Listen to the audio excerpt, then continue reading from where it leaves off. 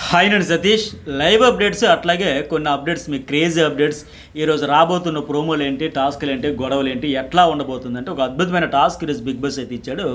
ఇది ఎట్లా అంటే ఎమోషనల్ స్పీక్స్ తీసుకెళ్ళి పిండేసే టాస్క్. గత సీజన్లో అయితే అట్లాగే జరిగింది, మరి ఈ సీజన్లో కూడా అట్లాగే ఉండే ఛాన్స్ ఉంది. అట్లాగే ఇక్కడ త్యాగాలు ఉంటాయి, గొడవలు ఉంటాయి, పంచాయతీలు ఉంటాయి, స్వార్థం ఉంటుంది. ఆ స్వార్థం చుట్టే గత సీజన్లో గొడవ జరిగింది.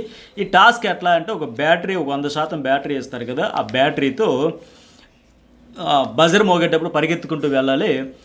పరిగెత్తుకుంటూ వెళ్ళి ఆ బజర్ ఎవరైతే మోగి మళ్ళీ బజర్ ప్రెస్ చేస్తారో, ప్రెస్ చేసేటప్పుడు అది ఆటోమేటిక్గా 100% నుంచి 0 కాకుండా ఆ బ్యాటరీ ఛార్జింగ్ అనేది కాపాడుకుంటూనే మధ్య మధ్యలో టాస్క్లు ఆడుకుంటూ మళ్ళీ రీఛార్జ్ చేసుకుంటూ ఇట్లా ఉండాలి. ఒక్కొక్క రౌండ్లో ఒక్కొక్కరు బజర్ మోగించేటప్పుడు వాడుకోవాలా వద్దా, వాడేస్తే వాళ్ళకి ఆప్షన్ అయితే పెడతాడు కదా. సో జనరల్గా ఏంటంటే బ్యాచిలర్స్ ఎప్పుడు పెద్దగా వాడుకునేది ఉండదు. ఏముందిలో ఒక షర్టు, ఒక ఎమోషన్ ఏదో తెచ్చుకున్నాం పెట్టుకున్నాం అనుకుంటారు తప్ప పెద్దగా వాడేదానికి అవకాశం ఉండదు. కానీ ఫ్యామిలీ పర్సన్ ఇప్పుడు సంజనా గారు ఉన్నారు.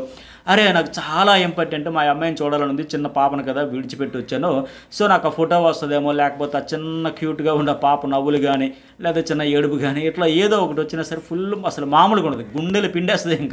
ఇంకా నెక్స్ట్ లెవెల్ అంత చిన్న క్యూట్ పాపది. సాధారణంగా బిగ్ బాస్ కూడా కన్ఫెషన్ రూమ్ నుంచి మొత్తం సౌండ్ ఆడియో కొన్ని సందర్భాల్లో చిన్నపిల్లలు వినిపించేటప్పుడు కూడా ఆ పిల్లల తాలూకు పేరెంట్స్ అదే ఫాదర్ లేదా మదర్ కంటెస్టెంట్గా ఉండేటప్పుడైతే నెక్స్ట్ లెవెల్. సో అట్లా కానీ లేదా గతంలో అట్లా ఇచ్చేవారు. ఇప్పుడు కూడా అట్లాగే ఫుల్ ఎమోషనల్స్ ఉండేవి. ఫ్యామిలీ పర్సన్స్ ఎవరెవరైతే ఉన్నారో వాళ్ళకి సంబంధించి వచ్చేటప్పుడు కొంతమంది అయితే బ్యాచిలర్స్ లాంటి వాళ్ళు అయితే త్యాగం చేసేస్తారు. సర్లే నాకు అవసరం లేదులే మీరే తీసుకోండి అని చెప్పేసి ఇద్దరిద్దరు వచ్చేటప్పుడు కావచ్చు, లేకపోతే ఇట్లా మొత్తానికి. కొందరు ఏంటంటే లేదు నీకొద్దు, నాకే కావాలి, నాకే ఉండాలి, నాకే అవసరం, నాకే ఇప్పుడు చాలా లోలో ఉన్న కాన్ఫిడెన్స్ కావాలి, ఇన్ఫర్మేషన్ కావాలి అని రకరకాలుగా. ఎందుకంటే బయట నుంచి వచ్చేది ఏంటంటే ఒక 3 ఆప్షన్స్ అయితే ఇక్కడ ఇచ్చాడంటే బిగ్ బాస్ ఈ బ్యాటరీ టాస్క్ చుట్టూ, ఛార్జింగ్ టాస్క్ చుట్టూ. ఒకటి వాయిస్ కాల్, వాళ్ళ బయట ఏంటి ఫ్యామిలీ మెంబర్స్ తాలూకా ఆడియో ఆ బయట ఉంటుంది కదా, అది నువ్వు బాగా ఆడుతున్నావు, ఇట్లాగే ఉండు, ఎక్కువగా ఆడవద్దు, ఎక్కువగా ఎమోషనల్ అయిపోకు, ఎంజాయ్ చేయి, బయట అంతా బాగుంది, మన ఇరుగు పొరుగులు ఆ ఆంటీ అడిగింది, ఈ అంకులు అడిగారు, అంతా బాగుంది, అంతా ఎంజాయ్ చేస్తున్నాం, చాలా బాగా ఆడుతున్నావు, ఇచ్చిపడేసి కుమ్మేసి. సో ఇట్లా వాయిస్ మరి అందరూ వింటారు కనుక కొంత వాయిస్ కొందరు డైరెక్ట్గా చెప్పేసిన సందర్భాలు కూడా ఉన్నాయి. వాళ్ళకి దూరంగా ఉండి వాళ్ళ ఆట బాగోలేదు, వీళ్ళతో మీ బాండింగ్ బాగుంది, ఇంట్రెస్టింగ్ ఉంది, మీ ఫన్ బాగుంది, లేకపోతే మీ పేరు కాంబినేషన్ హిట్ అయ్యేలాగా ఉంది, కంటెంట్ బాగా వస్తుంది, ఇట్లా రకరకాలుగా వాయిస్ కాల్స్ వచ్చేటప్పుడు కూడా వాళ్ళకి ఒక్కసారి ఏంటంటే అమ్మయ్య మంచి రైట్ ట్రాక్లోనే వెళ్తానమ్మా, ఇంత ఫ్యామిలీ నుంచి ఆడియో వచ్చింది కనుక బాగుంది అనే లెక్క ఒకటి ఆప్షన్. ఇక రెండోది ఏంటంటే లెటర్. ఇది కూడా ఎవరైనా గెలుచుకుంటే వాళ్ళకి కొంత 25% ఇట్లా బ్యాటరీ డౌన్ అయ్యి మళ్ళీ లెటర్ వచ్చేదానికి. మరి ఇది ఎవరికి వచ్చిందో, వాయిస్ ఎవరికి వచ్చింది, మూడోది ఏంటంటే ఒక ఫోటో, ఇట్లా ఒక 3 ఆప్షన్స్ అంట.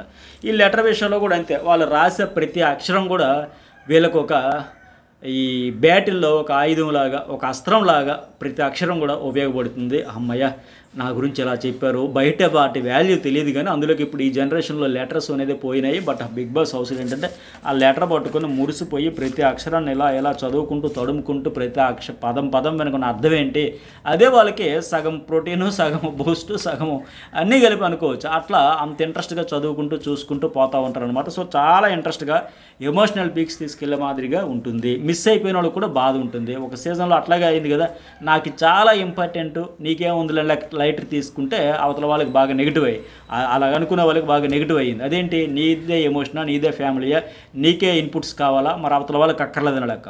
సో కొంతమంది త్యాగం చేసే వాళ్ళకి ఉంటే నెక్స్ట్ మళ్ళీ వేరే టాస్క్లు వచ్చేటప్పుడు నాకు మొన్న లెటర్ సాక్రిఫైస్ చేశారు కదా, లేకపోతే సో అండ్ సో ఫోటోలు సాక్రిఫైస్ చేశారు కదా, మళ్ళీ రిటర్న్ గిఫ్ట్లు కింద ఇచ్చుకోవడం, బిర్యానీలు వచ్చేటప్పుడు. అలాగే కన్ఫెషన్ రూమ్లోకి వెళ్ళేటప్పుడు ఒక సీజన్లో చూసారా ప్రిన్స్ ఎవరు అట్లాగే ఎంపైర్ అయిన టేస్టీ తేజ అంతవరకు బాగా నవ్వించాడు.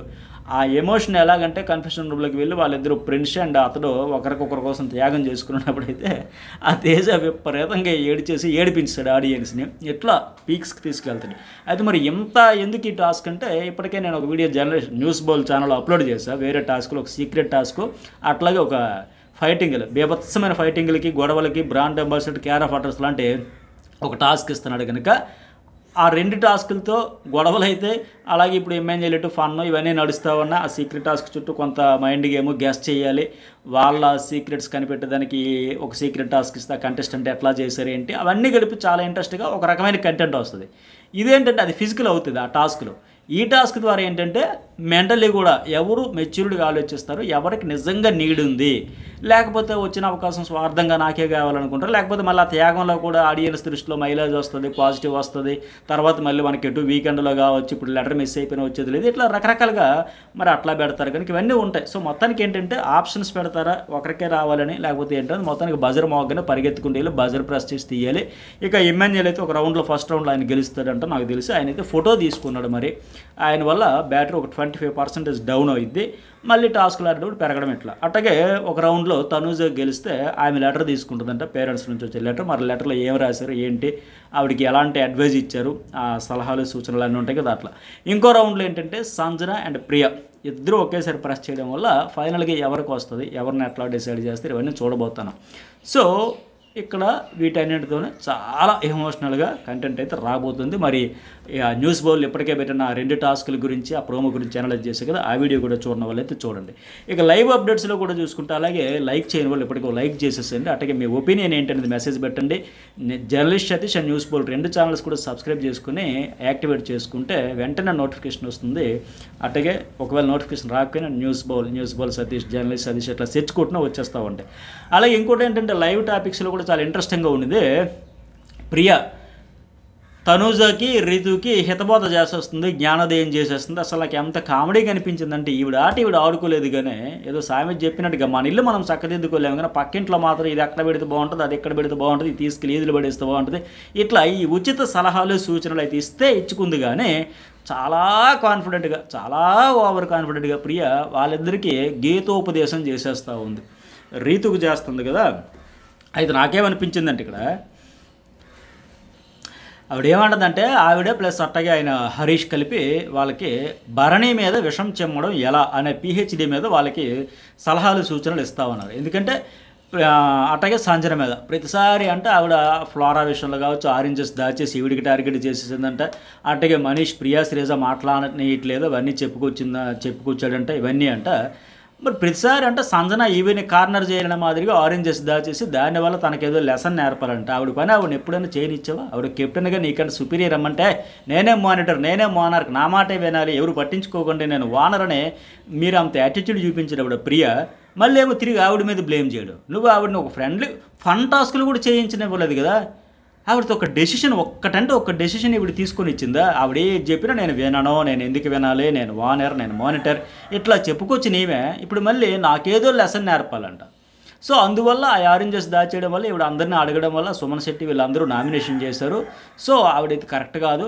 మీరు ఏ సిచ్యువేషన్లో ఎలా మాట్లాడో మేము అలాగే మాట్లాడుతున్నాం, బట్ మీరు ఆ సిచ్యువేషన్లో ట్రిగ్గర్ అయిపోతున్నారు. అంటే ఆ మాటలు అమ్మ నువ్వు చాలా మాటలు విసిరేస్తానో, మాట్లాడే విధానం బాగాలే, మేము చాలా బాధపడుతున్నాం, హట్ అవుతానో అని కొన్ని ఎగ్జాంపుల్స్ కూడా వాళ్ళు చెప్పి నేను నామినేషన్ చేసిన చెప్పే విధానంలో తప్పు ఉందంటే అది లోపం ఏంటి, అది గుర్తిరిగి అది మార్చుకుంటాను అనే ఆలోచన లేకపోగా మీరు ట్రిగ్గర్ అయిపోతే నా తప్పు ఏంటి అనే మాదిరిగా చెబుతూ ఉంటే ఇంకేమనుకోవాలి చెప్పండి ఇవన్నీ.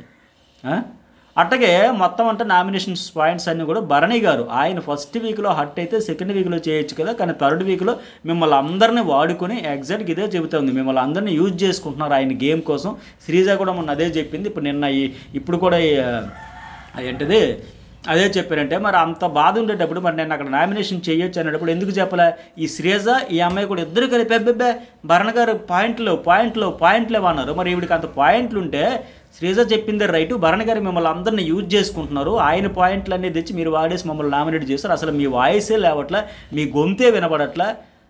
సో నాకు అతని గేమ్ మొత్తం అర్థమైపోయింది. నేను చెప్పేటప్పుడు మళ్ళీ ఆ పాయింట్లు చెప్పొచ్చు కదా, కానీ వీకెండ్లో అతనికి అన్యాయం జరిగిందని గట్టిగా వాయించి పడేశారు. ఆ సంచాలక టాస్క్లో కానీ ఆ రంగుపడిన టాస్క్లో కావచ్చు వీటన్నింటిలో. సో అతనికి పాజిటివ్ ఉంది, మనకు నెగిటివ్ అయిపోయిందని అర్థమయ్యాక ఇప్పుడేమి సోది కబుర్లని చెప్పుకోవచ్చు ఆయనకి. మరి నిన్న నీకు అవకాశం వచ్చింది కదమ్మా భరణి గారు, మీరు వాళ్ళు యూజ్ చేసుకుంటున్నారు మీ గేమ్ కోసం అని చెప్పొచ్చు కదా, పాయింట్లు ఏమని ఎందుకు భయపడ్డారు, ఎందుకు వెనకడిగేశారు? ఆయన మీద మళ్ళీ ఎంత విషయం అంటే పైగా ఇక్కడ రీతు మాత్రం మంచి మాట చెప్పింది, మీరు అందరూ వదిలేసిన సంచాలక పాయింట్ మాకు అది వ్యాలిడ్ పాయింట్ అంతే కదా. ప్రియ విషయంలో కావచ్చు వీళ్ళందరూ అక్కడ ఏం చెప్పుకొచ్చారు, సంచాలకగా నువ్వు 2 టాస్కుల్లో ఫెయిల్ అయితే చెప్పారా. ఆ శ్రీజ కూడా ఫస్ట్ ఏమైనా హరీష్ గారు ప్రియ మీ ఇద్దరితో కంపేర్ చేసుకుంటే సార్ మీరు చెప్పిన పాయింట్లో వ్యాలిడ్ అని చెప్పింది. అట్లాగే డీమాన్ కూడా సార్ మీరు చెప్పినవి వ్యాలిడ్ అని చెప్పారు. కానీ తర్వాతకి వచ్చేసరికి అందరూ అబ్బాయి కాదన్న మాదిరిగా మాస్క్ మ్యాన్ హరీష్ వైపే బాణాలను నెక్కిపెట్టారు. కోర్స్ ఆయన దాని సిచ్యువేషన్ ఎలా హ్యాండిల్ చేయలేదో తెలియక కట్టుకుంటూ మీద వేసుకున్న మాదిరిగా వీళ్ళని రెచ్చగొట్టి పోక్ చేసి అరుపులతో ఎక్కడికో పీక్స్ తీసుకెళ్ళేసరికి వాళ్ళకి ఇరిటేషన్ వచ్చి అప్పటికప్పుడు మళ్ళీ ఇటు ఫస్ట్ వాళ్ళు చెప్పడమే ఇద్దరు కూడా ప్రియా మాస్క్మెన్ హరీష్లో ఇద్దరు హరీష్వే వ్యాలిడ్ పాయింట్స్ అని చెప్పిన ఆయన స్పెషలిస్ట్ కదా, నెగిటివ్ కోణంలో ఆలోచించి వీళ్ళని టార్గెట్ చేసి ఫైనల్గా నన్నే టార్గెట్ చేయలేక ఆయన నామినేషన్లోకి వస్తే రీతు పర్ఫెక్ట్గా చెప్పింది. మీ అందరూ వదిలేసిన సంచాలక పాయింట్ అది మాకు వ్యాలిడ్ పాయింట్, అది వ్యాలిడే కాదు. ఇప్పుడు రీతు విషయంలో సంచాలకగా అన్ఫెయిర్ అనేది ఎంత వ్యాలిడో అంతకు వందంతలో ప్రియ 2 టాస్కుల్లో, ఇప్పుడు 1 టాస్క్ లేదు అప్పుడు 2 టాస్కుల్లో, సో తప్పే లేదు. అయితే ఈవిడేమంటుంది మళ్ళీ ఇంకా అర్థం కాకుండా మీకు ఆప్షన్ ఉంది కదా, స్వాప్ చేయాలంటే చేయాలి లేదంటే లేదు కదా, ఈ పాయింట్స్తో నేను ఇంటిలో నుంచి వెళ్ళిపోతే మీ రీజన్సే నచ్చలేదు, ఎవరు రీజన్స్ ఎవరికి నచ్చితే తనుజ పర్ఫెక్ట్గా ఉంది. మీరు రీతుకు చేసిన చెప్పి రీజన్స్ కూడా రీతుకు నచ్చలే, ఎవరు నచ్చితే నచ్చవు, అది ఒక ప్రాసెస్, మాకు వ్యాలిడ్ పాయింట్, నీకు నచ్చలేదని మేము ఇంకేం చేయాలి, ఎవరికి నచ్చవని చెప్పింది అది వ్యాలిడ్ పాయింట్. అట్లాగే స్వాప్ చేయాలి లేదంటే ఏం చెప్పాడు బిగ్ బాస్ క్లియర్గా, ఆల్రెడీ వాళ్ళలో ఒకరిని చేయాలంటే హరీష్ని చేశారు, మిగతా వాళ్ళు ఫైనల్గా వచ్చేసరికి ముగ్గురు ఆ బోర్డు మీద ఉండాలంటే వీళ్ళు ఒకరినే చేశారు. ముగ్గురు ఉండాలి అనేది ఎందుకు తట్టట్లే, బిగ్ బాస్ క్లియర్గా చెప్పిన తర్వాత స్వాప్ చేయాలంటే చేయొచ్చు లేకపోతే లేదంటే వదిలేస్తారు. అప్పుడు ఏంటి వీళ్ళని పెట్టుకుంటారు, అక్కడ వీళ్ళని పెట్టుకుంటే ఏమైంది, వాళ్ళు చెప్పింది ఒకళ్ళనే ఎక్స్ట్రా, వీళ్ళ తరపున అప్పటికి రామారావుడితో ఒక పాయింట్ ఉంది కనుక పెట్టారు. ఇంకా ఫైనల్గా ఎవరు ఎమ్మెన్యేలు చెప్పినట్టుగా ఎమ్మెన్యేలు భరణ, ఎందుకంటే సంజన సుమన్ ఆల్రెడీ స్వాప్ చేసి సేవ్ చేశారు. ఆల్రెడీ వీళ్ళ నుంచి ఫ్లారా ఉంది, రీతు చౌదరి ఉంది, 4 ఉన్నారు, రామురాజు ఒకడు 5. సో మిగిలింది ఎవరు, తనూజ. ఆవిడ ఈ వారంలో ఏమైనా పాయింట్ ఉందా నామినేట్ చేసేదానికి, టాస్క్లు ఫెయిల్ అయింది కనుక గొడవలు పడింది కానీ పంచాయతీలు కానీ ఏమైనా ఉన్నాయా, ఆ రీతు చౌదరిది ఉంటే షార్ట్అవుట్ చేసుకుని తర్వాత క్లియర్ చేసుకునే సరే ఒక మిస్అండర్స్టాండింగ్ వల్ల కమ్యూనికేషన్ గ్యాప్ వల్ల వచ్చిందని మాదిరిగా వచ్చినా సరే ఆ టాస్క్లో నేను సొంతంగా ఆడుకుంటా, నాకు ఎవరు హెల్ప్ అక్కర్లా, ఇండివిజువల్గా ఆడుకుంటా ఆవిడ బీభత్సంగా ఫైట్ చేసింది. So Ritu Chowdary already board ఎక్కేసింది. ఇంకెవరు రామురాజు, ఆయన నేను కోఆపరేట్ చేయలేదు, నేను మౌనంగా ఉండిపోయి చేతులు కట్టేసాను, ఆయన ఎక్కేశాడు. ఇంకా ఫ్లోరాకి ఆల్రెడీ వాళ్ళే నామినేషన్ చేశారు. ఇక సంజనతో మాకు కంఫర్ట్గా ఉంది, మా సంజన మాకు ఉండాలి, ఆవిడ వల్ల మాకు ఏ ఇబ్బంది లేదు, అంత కన్వీనియంట్గా ఉందని ఆవిడని వెళ్ళి స్వాప్ చేశారు. సుమన్ శెట్టి నాగార్జున గారే చెప్పారు. సో ఆయన మాట ఇంప్రూవ్ అయ్యింది, బాగుంది, మాకు ఆయనతో కూడా బాగుంది, కొద్దిగా డెవలప్ అవుతుందని చెప్పారు. ఇక మిగిలింది ఎవరు అక్కడ, భరణి గారు. ఆయన మీద ఏమైనా కంప్లైంట్ ఉందా, ఆయనేమో సంచాలకగా ఫెయిల్ అయ్యారా, లేకపోతే ఫేవరెటిజం చూపించారా, లేదా తనూజ లేదా ఎమ్మెన్యేల్, వీళ్ళ ముగ్గురు ఈ వారంలో తప్పులు చేశారు. వాళ్ళు ఒక రకంగా వాళ్ళే ఇబ్బంది పడ్డారు ఆ టాస్క్లు ఫెయిల్యూర్ వల్ల, సంచాలక డెసిషన్స్ వల్ల. అర్థం కాకుండా మళ్ళీ ఇప్పుడు వచ్చేసి ఆప్షన్ ఉంది కదా, ఆప్షన్ ఉందని చెప్పేసి ప్రియాని మాస్క్మెన్ని బయట తీసి పడేసి మీరు జాగ్రత్తగా ఇంట్లో కూర్చోండి అమ్మా, మేము వెళ్ళి జాయిన్ అయిపోతామని చెప్తారు. కనీసం ఆలోచించక్కర్లా, మీకు పవర్ వచ్చినప్పుడు మీకు నచ్చినట్టు వాడుకోవచ్చు, వాళ్ళకి పవర్ వస్తే మళ్ళీ మీకు నచ్చినట్టు వాడాలి. ఏదో సావిత్ చెప్పినట్టుగా మీ ఇంటికి వస్తే ఏమి ఇస్తావు, మా ఇంటికి వస్తే ఏం చేస్తావు, ఇట్లా ఉందా కళ్యాణ్ బాబు, అలాగే ఈ అమ్మాయి ప్రియా యాటిట్యూడ్, ఆలోచన విధానం చూస్తే. అట్లాగే తనూజ అంటది, సుమన్ నేను స్వాప్ చేసా, సేవ్ చేయమన్నాను, సంజన మా టీం అంతా కలిపి డెసిషన్ తీసుకున్నాను. సుమన్ విషయంలో కూడా మంచి పాయింట్లు ఉన్నాయి వాళ్ళకి. ఇక మొదలుపెట్టిందండి ఇప్పుడు, మీకు అర్థం కావట్లేదు తనూజ రీతు, మీకు అర్థమే కావట్లే. భరణి అన్నకి మీరు చేతిలో ట్రోఫీ పెడతారనిపిస్తుంది. ఫస్ట్ వీక్ సెకండ్ వీక్ ఆయన పాయింట్లతో నాకు నామినేట్ చేశారు, మీ అందరు నామినేషన్లు కాదు, నేను అవన్నీ భరణి అన్న నామినేషన్లో నాకు ఉంది అనిపిస్తుంది. ఈవిడికంట మేనరిజం అంట, జిప్ వేసేయండి, నోటికి జిప్ వేసేయండి, నోరు మూసేయండి అని మాదిరి చెబితే నీకు మేనరిజం అంటది. నీ మేనరిజమ్స్ వల్ల అవతల వాళ్ళు హర్ట్ అయినట్టుగా అంటే అది అట్లా మార్చుకోవాలి కదా, సారీ చెప్పాలి కదా. నా మేనరిజం జిప్ వేసేయండి అన్న దాన్ని పట్టుకొని చేశారు. అసలు అన్నకు ట్రోఫీ మీరు ఇచ్చేసేలాగా వాళ్ళు ఇచ్చేసేది కాదు, వాళ్ళ క్లారిటీ ఉంది. ఎప్పుడు ఎక్కడ ఎంత మాట్లాడాలో అంతే మాట్లాడుతున్నారు, ఆ మాట్లాడే విధానం కూడా ఏం మాట్లాడుతున్నారు, ఎట్లా మాట్లాడుతున్నారు, ఫుల్ క్లారిటీ ఉంది వాళ్ళకి. అక్కడికి వచ్చి ఆ క్లారిటీ లేనిది మీకే. మీరు ఇప్పటికే భరణి గారికి ట్రోఫీ పెట్టాలా, టాప్ 5లో పెట్టాలా, ఏం పెట్టాలని ఆ మనీష్ మర్యాద చెప్పినట్టుగా టాప్ 5 కింద రెడ్ కార్పెట్ పరిచేశారు, నో డౌట్.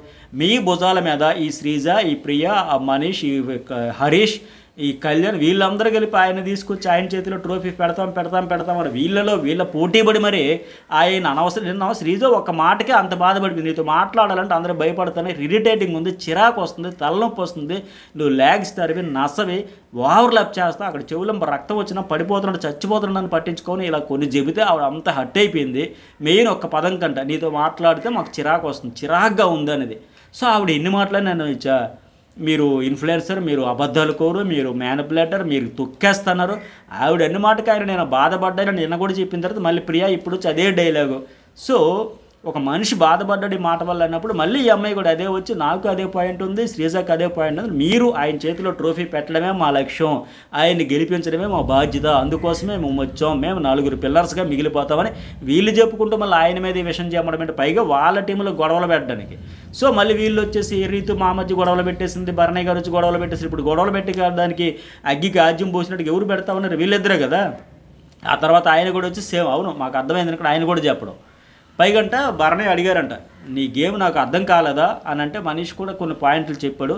మిమ్మల్ని ఆయన గేమ్ కోసం యూజ్ చేసుకుంటున్నాడు, మీ వాయిసే రావట్లేదు, మీరు ఎందుకు భరణి గారి మీద రెస్పెక్ట్తోనో లేక భయంతోనో కానీ తప్పు అనిపిస్తే తప్పు అని చెప్పాలి, మీరు చెప్పట్లేదు అని చెబుతూ ఉంటే అసలు ఈవిడ ఎప్పుడైనా చెప్పిందో తప్పు అని చెబుతూ ఉందా? ఈవిడ తప్పులే ఈవిడ ఒప్పుకోదు కదా. ఈవిడేమో అక్కడ మరి తన ఫ్రెండ్స్ అనేటప్పుడు రీతి విషయంలో చెప్పలేదు, ఈవిడ చెప్పకుండా స్టాండ్ తీసుకోకుండా చేసిందంతా అన్ఫేర్గా ఆడేసి మళ్ళీ వాళ్ళకి చెప్పేసి వాళ్ళ మధ్య కయ్యం పెట్టేసి విషం చేమేసి ఇదంతా చేస్తూ ఉంది విచిత్రంగా. శ్రీజ మాట్లాడితే నెగిటివ్ అంటున్నారు, ఆమె ఎవరినైనా చెబితే అంత హట్ అయ్యేది కాదంట, ఆమెకు వచ్చి ఎవరైనా చెప్పాల్సిందంట స్మూత్గా, నీ మాటలు సురుక్కు అంటున్నాయని.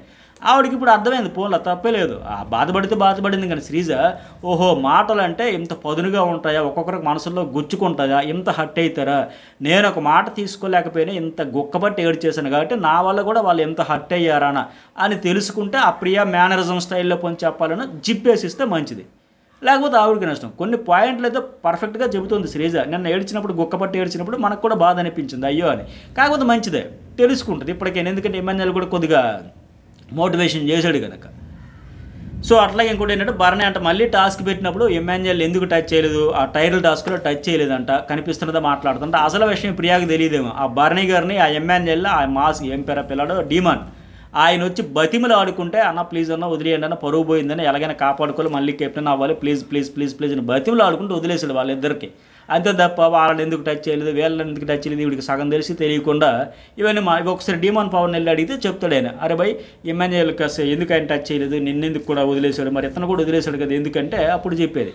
సో వదిలేసి ఆయన మాస్క్ మనీష్ మీద పడ్డాడు, మనీష్ మీద టార్గెట్ పెట్టాడు. వాళ్ళిద్దరూ ఒకసారి స్టార్ట్ చేసిన తర్వాత వదలలే, ఫస్ట్ డీమాను భరణి, వెంటనే ఇతను ఎప్పుడైతే బతిమలాడో వెంటనే మనీష్ మీదకి ఫోకస్ వెళ్ళింది, మనీష్ అతను అవుట్ అయిపోయిందో వాళ్ళిద్దరూ ఆడారు, గ్యాప్ కూడా రాలే, ఇంకెక్కడ ఆడియాలి ఎమ్మెన్యేలతో. ఆ తర్వాత వీళ్ళిద్దరు కుస్తీలు పడితే ఆయన బతిమలాడడం వల్ల ఓడిపోయాడు. బట్ వీళ్ళకి ఇదేం కనబడు ప్రియాకి, ఎంతసేపు భరణి మీద నెగిటివ్ నెగిటివ్ నెగిటివ్ నెగిటివ్. ఇక మాస్క్ కూడా వచ్చేసి మీరు ఇండివిజువల్గా ఏమేంటి తెలియదు, మీరు ఆడట్లేదు, ఇతను ఆడుతుండ అసలు ఫస్ట్ ఇతనికి ఏమన్నా తెలుసా, అర్థమైంది ఇతనికి కానీ ఆ ప్రియాకి కానీ ఎలా ఆడియన్స్ మనకు కనెక్ట్ అవుతారనే, మీ గేమ్ అంతా ఇద్దరు ముగ్గురే నడిపించేస్తున్నారు, మీ ఇండివిజువల్తే లేదని చెప్పేస్తున్నారు వీళ్ళు. సో టైం వచ్చినప్పుడు వీళ్ళు చెబుతారంట, టైం వచ్చేలోపు వీళ్ళ హౌస్లో ఉంటే ఈ ప్రియా కానీ ఆ హరీష్ కానీ అప్పుడు చూడొచ్చు ఇంకా. సో ఇన్ఫ్లుయెన్స్ అయిపోతున్నారంట వాళ్ళు, మళ్ళీ ఇప్పుడు మేము చెబితే మళ్ళీ ఇన్ఫ్లుయెన్స్ అయిపోయినట్టు. మరి ఈ తాపత్రయం అంతా అదే కదా, ఇన్ఫ్లుయెన్స్ చేసేసి వాళ్ళ గొడవలు పడిపోయి ఆ భరణిని రేపు నుంచి నెగిటివ్గా చూసి ఆయన అందరినీ కలుపుకుంటూ అలా చేసుకుంటూ పోతుంటే ఆయన మాట్లాడిందే తక్కువ. అది నిన్న మొన్నటి నుంచి చూస్తాను, కొద్దిగా నాగార్జున గారు చెప్పడం వల్ల ఒక 2 వారాలు అయ్యింది కదా, పర్వాలేదు ఒక చిన్న కాన్ఫిడెన్స్ రావడం వల్ల తప్ప ఆయన మాట్లాడిందే తక్కువ. సో మొత్తానికి ఏంటంటే ఇలా అతిగా ఊహించుకుంటూ, అతిగా ఆవేశపడిపోతూ, అతిగా సలహాలు ఇచ్చేస్తూ, వీళ్ళ గేమ్ ఏంటో వీళ్ళు అర్థం చేసుకోకుండా వాళ్ళ గురించి ఉద్ధరించే కార్యక్రమాన్ని ఈ రచ్చబండ కార్యక్రమంలో మొదలుపెట్టారు. మరి మీకేమనిపించింది ఈ అప్డేట్స్ అని కలిపి ఒక లైక్ కొట్టండి, మెసేజ్ పెట్టండి, సబ్స్క్రైబ్ అయితే చేసుకోండి.